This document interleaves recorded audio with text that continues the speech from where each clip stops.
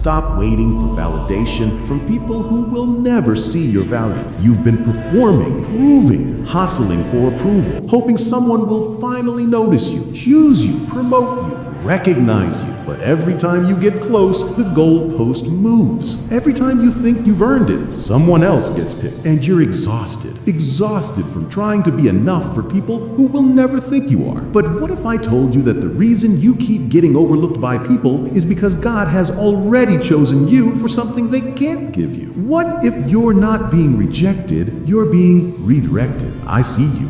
I've watched you work twice as hard for half the recognition. I saw you show up early, stay late, go the extra mile, only to watch someone else get the credit. I was there when you poured your heart into relationships, projects, opportunities, and got nothing in return but silence. You've been waiting to be picked, but the people you're waiting on don't have the authority to choose you for what God has already called you to do. And every moment you spend seeking their approval is a moment you're not walking in the assignment that's already yours. Type amen if you've been waiting for people to validate what God already confirmed. There's a young man in the Bible named David. He wasn't impressive by human standards. He was the youngest of 8 brothers, overlooked even by his own father. When the prophet Samuel came to Jesse's house to anoint the next king of Israel, Jesse paraded 7 sons in front of him, but not David. David wasn't even invited to the meeting. He was out in the fields doing the unglamorous work, tending sheep while his brothers stood in the spotlight. Jesse didn't think David was king material. His brothers didn't think he was important enough to include. But God saw something they didn't. Samuel looked at each of Jesse's sons, tall, strong, impressive, and assumed one of them must be the chosen one. But God said no to all 7. "Do you have any other sons?" Samuel asked. Jesse hesitated. "Well, there's the youngest, but he's out with the sheep." They sent for David, and when he walked in, God said to Samuel, "This is the one. Anoint him, not the oldest, not the strongest, not the most obvious choice, but the one God had already chosen." David wasn't picked by his family. He was called by God, and that changed everything. But here's what you didn't know. David's anointing didn't come with immediate recognition. He was anointed king, but he went right back to the fields. He killed Goliath, but Saul still tried to kill him. He spent years running, hiding, waiting, anointed but not yet crowned. And during that season, David could have looked at his circumstances and thought, maybe I wasn't chosen after all. Maybe Samuel got it wrong. But he didn't, because David understood something powerful. Being chosen by God doesn't require being recognized by people. His validation didn't come from a crowd. It came from a calling. This is where most people miss it. They think if they're truly called, it should be obvious to everyone. But that's not how God works. God often calls people in private and proves them in the wilderness before he promotes them in public. David was anointed in a room where no one expected him to be chosen, and then he spent years being prepared for a throne no one knew he was destined for. Your anointing doesn't require applause, it requires obedience. Comment 777 if you're ready to stop seeking approval and start walking in your calling. So let me ask you, whose approval are you still waiting for? What validation are you seeking from people who don't have the authority to give it? David wasn't chosen by his father. He wasn't chosen by his brothers. He wasn't chosen by Saul. He was chosen by God. And that was the only vote that mattered. You don't need people to pick you. You need to believe that God already has, because he did. Before you were born, he saw you. He called you. He anointed you for something specific, and no amount of rejection from people can undo what God has already spoken over your life. Within the next 21 days, you're going to be in a room, a conversation, or a situation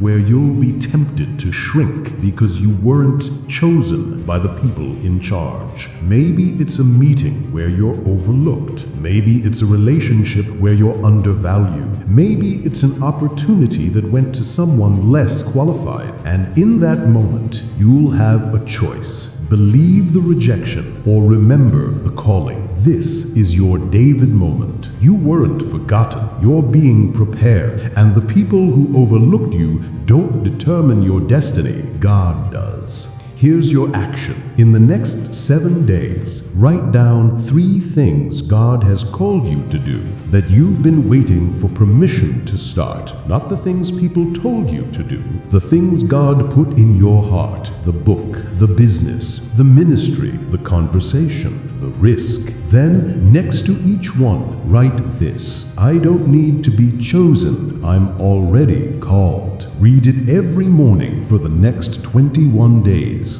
Because the moment you stop seeking approval and start walking in obedience, everything shifts. David didn't wait for Saul's permission to fight Goliath. He didn't wait for his brother's approval to step onto the battlefield. He just knew he was called. And he moved. David went from shepherd to giant slayer to king, not because people believed in him first, but because he believed what God said about him. And when he finally sat on the throne, it wasn't because he campaigned for it or manipulated his way into it. It was because the anointing that was placed on him in private was finally manifesting in public. The years of rejection, the years of hiding, the years of being overlooked, all of it was preparation for the weight of what he was called to carry. And when the crown finally came, no one could take it from him because it wasn't given by people. It was confirmed by God. Type Amen to activate this word over your life. You think you're being rejected, but you're being refined. You think you're being overlooked, but you're being prepared. You think you're waiting for your moment, but your moment is now. Not when people finally see you, not when you get the title, the promotion, the recognition. Now, when you stop performing for approval